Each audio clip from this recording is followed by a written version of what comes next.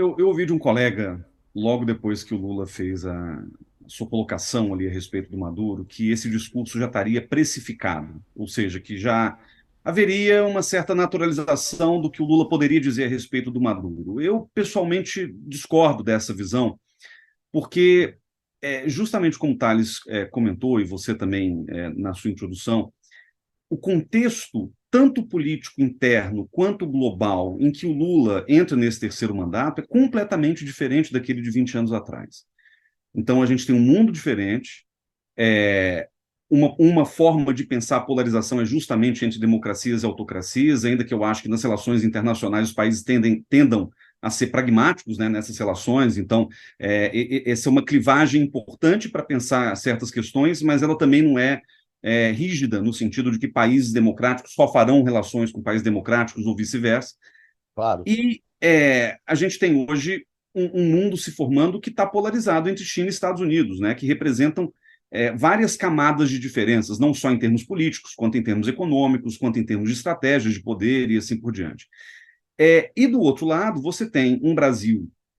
profundamente fraturado, você tem um Congresso Nacional muito hostil ao presidente Lula e ao governo, e você tem um Lula que não foi eleito, assim como em 2002 ou 2006, por uma base de esquerda, conscientemente de esquerda. Ele foi eleito por uma frente ampla, cujo objetivo maior era derrotar o presidente Bolsonaro,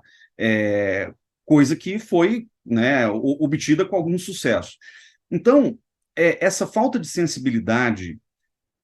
aos ventos do mundo e às circunstâncias do Brasil colocam o Lula em situações, por vezes, muito complicadas. Eu, pessoalmente, acho, por exemplo, que a fala do Lula a respeito da Ucrânia, ela se acertou ao longo do tempo. O Lula começou falando de responsabilidades iguais, depois ele foi adequando o discurso. O Lula reagiu bem às críticas internacionais que foram feitas com relação ao tema ucraniano.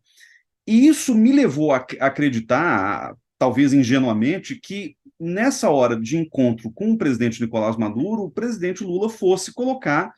algumas questões de maneira um pouco mais ponderada. Veja, concordo com o Thales, concordo com o que o Jamil falou mais cedo. A questão não é ter relações com a Venezuela, é importantíssimo para o Brasil manter essas relações, inclusive em respeito a essa transformação global em que a China vem ocupando o papel de principal parceiro comercial de todos os países sul-americanos. Então, o Brasil ele precisa se recuperar economicamente, o Brasil tem que se reindustrializar, pelo menos essa é a mensagem que o governo tem dado, e a reindustrialização do Brasil, o reaquecimento da economia brasileira depende de um mercado exportador que a gente consiga abrir junto aos países sul-americanos. A China hoje impede concretamente que o Brasil faça isso de maneira organizada, porque os chineses têm produtos muito competitivos, uma base industrial gigantesca, e vem ocupando esse espaço de principal fornecedor de manufaturas na região. Então, a relação com a Venezuela, nesse sentido, é crucial, por várias razões, inclusive por essa, que é a competição que o Brasil abre com a China nessa investida do Lula de tentar reorganizar a base de integração regional. Mas tem outra coisa que é fundamental. Quando o Lula fala com o Maduro, convida o Maduro para cá, assim como ele convidou outros 9 chefes de Estado e de governo para cá, quando ele fala com o Maduro, ele tem o dever, como presidente do Brasil, de expressar as preocupações brasileiras a respeito do que acontece na Venezuela. O que a gente viu na terça-feira foi um show de elogios ao Maduro, uma tentativa de reduzir a situação humanitária, social, política e econômica da Venezuela a uma conspiração norte-americana, a um preconceito criado por essa suposta narrativa.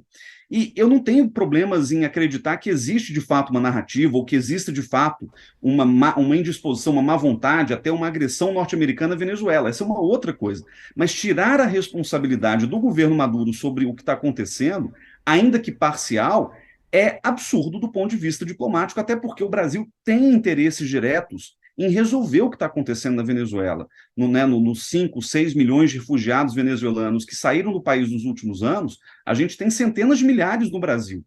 Então, existem questões importantes que o governo brasileiro tem que tratar com maturidade e que a fala do Lula acabou não refletindo, gerando indisposições na base aliada, gerando indisposições na oposição, lembrando que o bolsonarismo controla, falando em narrativa, controla a narrativa sobre a crítica à Venezuela, não vamos deixar o Brasil virar uma Venezuela, aquela coisa toda, comer cachorro na rua. Enfim, o bolsonarismo, ele cai em cima desse tipo de coisa e explora isso de maneira muito habilidosa nas redes sociais,